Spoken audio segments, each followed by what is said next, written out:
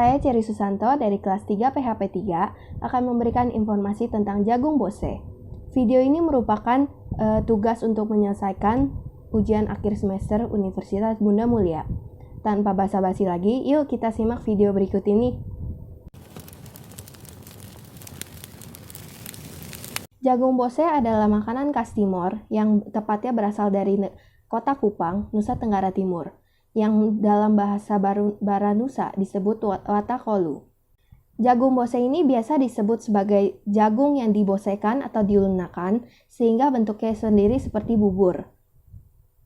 Isi dari jagung bose itu tidak hanya isi jagung, namun terdapat kacang merah atau biasa disebut dengan kacang tali atau beras dalam bahasa Timor, dan juga berisi santan kelapa yang menghasilkan rasa gurih di dalamnya.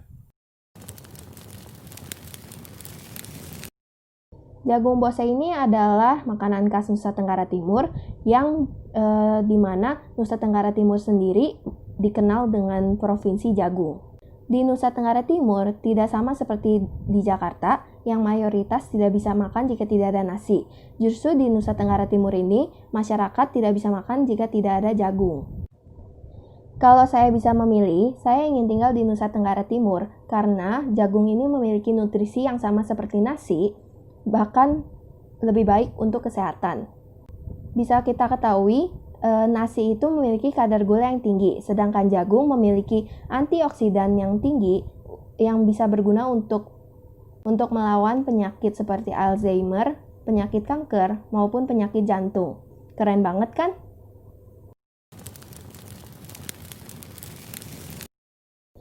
Jagung bose digantikan sebagai pengganti nasi di Nusa Tenggara Timur. Jadi intinya, jagung bose tidak lengkap jika tidak ada lauk pelengkapnya.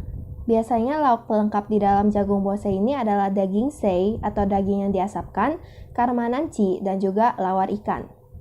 Jagung bose biasanya disajikan pada perhelatan-perhelatan besar di setiap daerah di Nusa Tenggara Timur, namun biasa sering juga dimasak pada saat acara-acara rumah di keluarga masyarakat Nusa Tenggara Timur untuk dimakan sehari-hari mereka.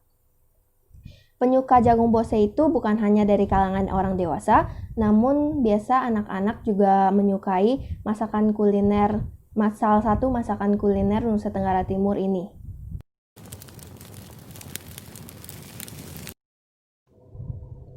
Sekarang saya ingin menjelaskan sejarah bagaimana jagung bisa masuk ke Indonesia, bahkan bisa dijadikan makanan pokok Nusa Tenggara Timur. Jagung bisa masuk ke Indonesia karena jagung sendiri dibawa oleh bangsa Spanyol dan bangsa Portugis pada tahun 1500-an, dan jagung sendiri ini berasal dari benua Amerika. Pada tahun 1600 sampai 1940-an, jagung terkenal karena jagung tersebar ke pelosok Indonesia seperti Jawa, Nusa Tenggara, dan Sulawesi. Saking terkenalnya, jagung ini sampai menggeser bahan makanan pokok di Indonesia pada saat itu, yaitu otek dan cantel. Otek sendiri adalah ikan air laut atau payau, dan cantel adalah sorghum atau gandum.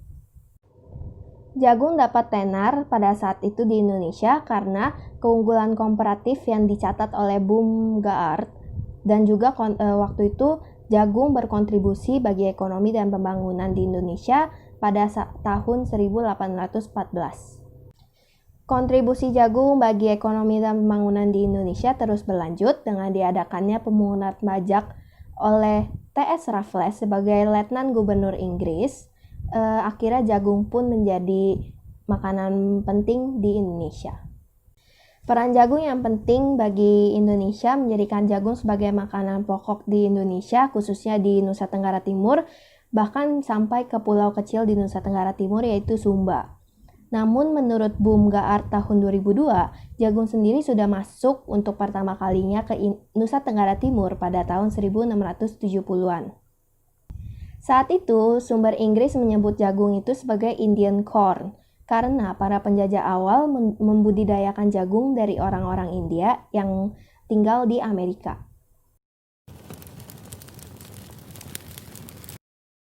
Dari sini bisa saya simpulkan bahwa jagung bose ini memiliki akulturasi budaya di dalamnya. Pertama, Jagung sendiri berasal dari benua Amerika yang dibudidayakan oleh orang-orang India yang kemudian dibawa oleh bangsa Portugis dan bangsa Spanyol ke Indonesia. Yang kedua, bisa kita tahu jagung bose ini memiliki santan kelapa di dalamnya, di mana santan ini berasal dari masyarakat negara Timur dan India yang dibawa ke Indonesia melalui perdagangan. Ketiga, kacang merah yang ada di dalam jagung bose berasal dari Belanda dengan penyebutan bruin bonen dan masuk ke Indonesia dengan pengucapan lokal Manado yaitu Brenebon.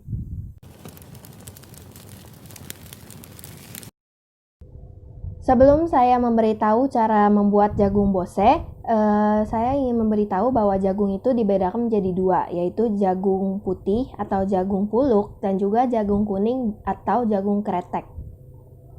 Menurut tradisi warga Timur, jagung bose menggunakan jagung puluk atau jagung putih karena jagung putih ini terasa lebih manis daripada jagung kretek atau jagung kuning.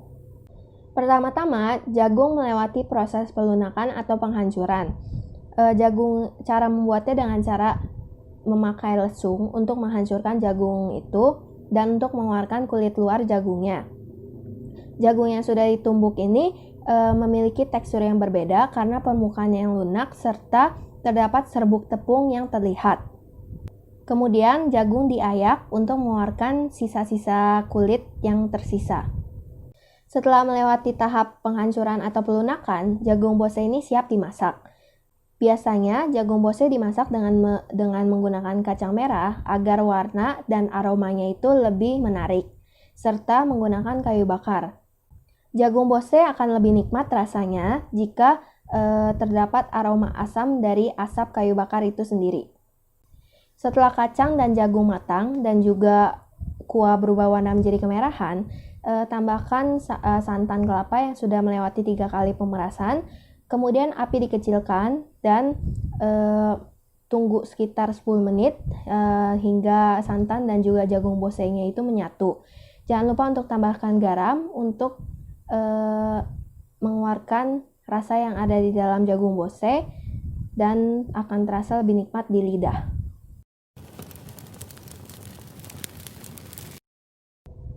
Proses pembuatan jagung bose sendiri memang memakan waktu dan tenaga yang cukup banyak dan melewati proses yang cukup panjang.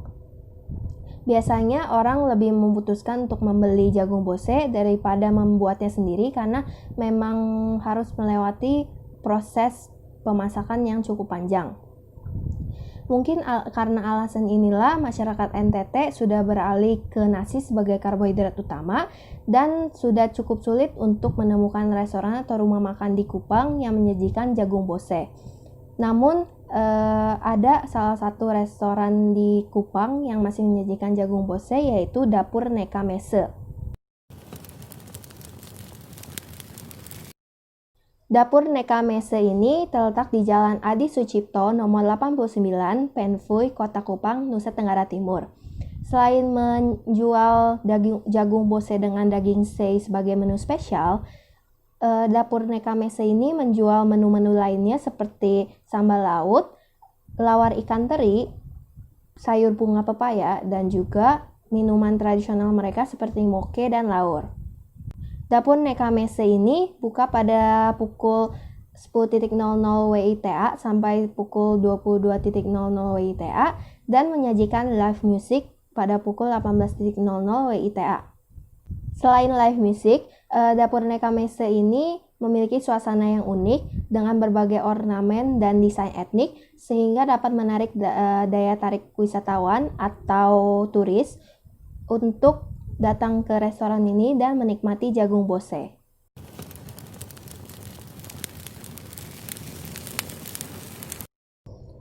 Di Indonesia tidak hanya kaya akan kebudayaan seninya, namun Indonesia kaya akan kebudayaan kulinernya.